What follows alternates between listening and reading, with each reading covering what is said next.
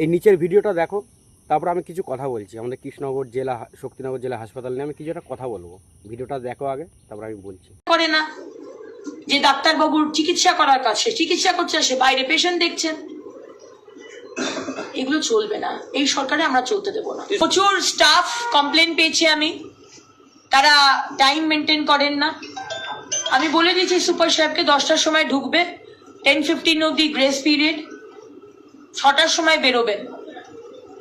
আর আমরা বায়োমেট্রিক করার চেষ্টা করছি। ডাক্তারবাবুদের নিয়েও, অনেক ডাক্তারবাবুদের নিয়ে, সব ডাক্তারবাবু নয়, কিছু কিছু কমপ্লেন নাম দিয়ে এসেছে। তারা এখানে একদিন আসেন, বাকি দিন তারা চেম্বার করেন। এখানেও চেম্বার করেন না, অন্য শহরে গিয়েছেন চেম্বার করেন, অন্য জেলায় গিয়েছেন চেম্বার করেন। জুনিয়ররা তারা এইসব সামলান, এগুলো চলবে না। আমরা সবাই কৃষ্ণনগরবাসী, আমরা কৃষ্ণনগর এখন যারা দায়িত্বতে আছে তাদেরও একটা কথাই বলবো যে আমাদের কৃষ্ণনগর শক্তিনগর জেলা হাসপাতালটাকে একটু ধ্যান দেওয়া হোক। পরিষ্কার পরিচ্ছন্ন দিক থেকে, শুধু পরিষ্কার পরিচ্ছন্ন কিন্তু হয় না, তার চিকিৎসা ব্যবস্থা থাকতে হবে, ভালো চিকিৎসা থাকতে হবে।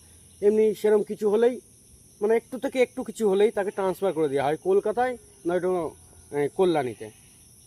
তো একবার ওরা কিন্তু ভাবে না যে সেই গরিব মানুষটা সে কীভাবে নিয়ে যাবে রুগীটাকে, সে কি তার খরচা আছে, মানে পারবে কি পারবে না, সেটা কিন্তু দেখে না। এটা দেখা উচিত। অনেক সময় এটাও হচ্ছে যে রুগী নিয়ে যেতে নিতে রাস্তায় মারা যাচ্ছেন।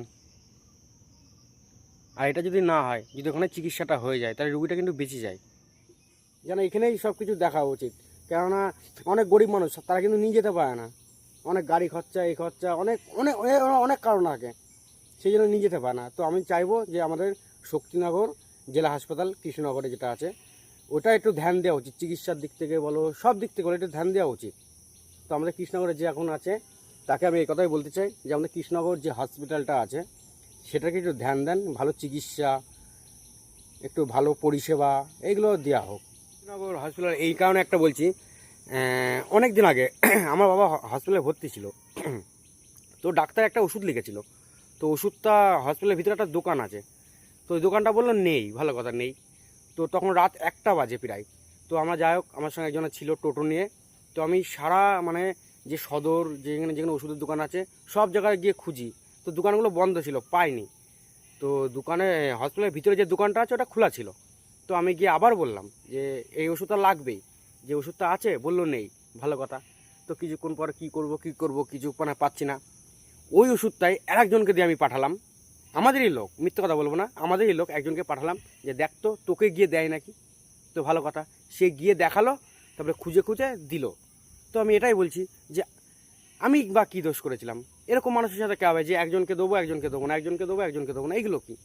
ওষুধ থাকলে, এটা রুগী, ওষুধটা মানুষের কেন নেয়? নিশ্চয়ই সে বিপদে পড়েছে, তার ওষুধটা দরকার, সেই কারণে তো ওষুধটা নেয় না। তো এটা সবাইকে এটা এই জিনিসটা দেখা উচিত। আমি একটা কথাই বলতে চাই যে যা শক্তিনগর জেলা হাসপাতালে যে ডাক্তার আছে, নার্স আছে, তারা একটা কথাই বলো, দয়া করে চিকিৎসাটা একটু ওদের একটু যত্ন রাখবেন। কেন হসপিটালে কেউ কিন্তু শখ করে যায় না, খুব বিপদে পড়ে কষ্ট করে কিন্তু যায়। আর যে মানে দোকানগুলো আছে, একটু ওষুধ টষুধ একটু খেয়াল রাখবেন। মানে কেউ কিন্তু মানে শখ করে কেউ হসপিটালে ভর্তি থাকে, কিংবা শখ করে কেউ যায় না, যা যা দেখবেন খুব কষ্টে থাকে তাদের। যাই হোক, একটা কথাই বলতে চাই, তারা একটু পরিষেবা, একটু যত্ন, এগুলো একটু করবেন। মানে তারা কোথায় যাবে বলেন? তা যদি বড় লোক হতো, তারা তো তাহলে বেসরকারি নার্সিংহোমে গিয়ে দেখাতে পারতো। তারা তো ক্ষমতা নেই, যেরকম আমাদেরই ক্ষমতা নেই। আমরা কি কোথায় যাব? শক্তিনগর জেলা হাসপাতাল। তো সেটাও, সেখানেও যদি ওরকম হয়, তাহলে আমরা কোথায় যাব বলেন? তো আমি সেটাই বলবো যে কৃষ্ণনগরে যে আছে এই শিক্ষা হসপিটাল, যে চিকিৎসা, এটা একটু দেখা হোক। তো আমার কাছে এটাই অনুরোধ, আমার এটাই অনুরোধ। তো চলো, দেখা হচ্ছে অন্য কোনো ভিডিওতে।